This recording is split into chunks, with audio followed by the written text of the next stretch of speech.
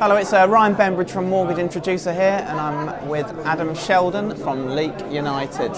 Hi, Ryan. Not Leeds. Yeah, not Leeds, definitely not. Right, so firstly, later life lending, you're about to give a talk on it, right? So, why is it growing? Yeah, I think the answer is quite complex, and for a number of factors, really. I think it's agreed that people are living longer.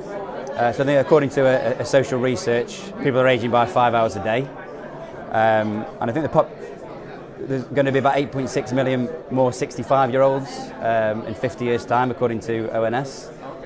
So I see the trend going upwards in terms of the need for later life. You couple this with first-time buyers struggling to get on the property ladder, as well as the equity in the over 55s being quite significant.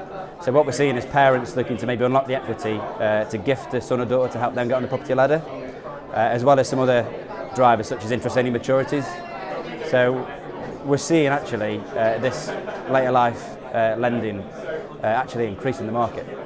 Yeah, for sure. So what are the key options customers have at the moment if they're going into later life? Yeah, so I come from a building society background, but there's quite a few options to the customer.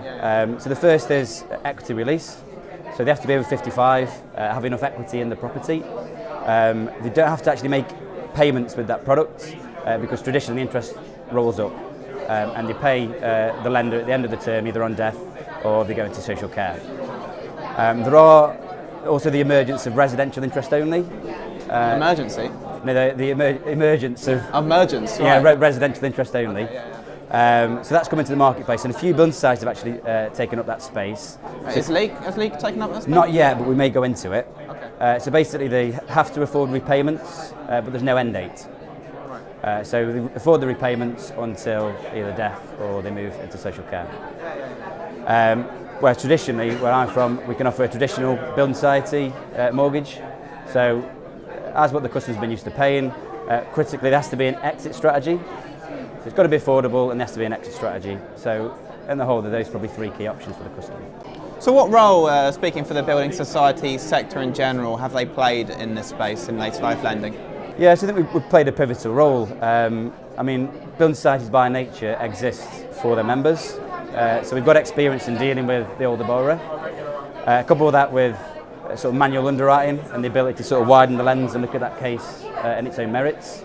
There isn't a one-size-fits-all with these customers. They could be raising money for a whole, raft of reasons. So yeah, I think we're actually playing a pivotal role. So, broadly speaking, what is Leek's approach to later life lending? Yeah, we try and actually take a common sense approach. So we've got no upper age limit, and we look at plausibility and affordability throughout the term. So there needs to be an exit strategy. So we're seeing a lot of remortgages of interest only, with downsizing as the repayment vehicle. So a lot of customers are coming to us and want to delay downsizing, they're not ready to move into a smaller property. So if they can afford it, we can take 100% of pensions, then we can actually look at that.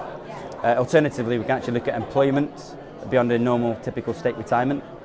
So if it's reasonable and plausible that they're going to work to 75, we can actually take a view on that. So I think we look at the bigger picture and say, does this make sense? And does it match up with our risk profile? And see if we can actually provide a solution for the customers. All right, thanks very much. Pleasure. Right. Yeah.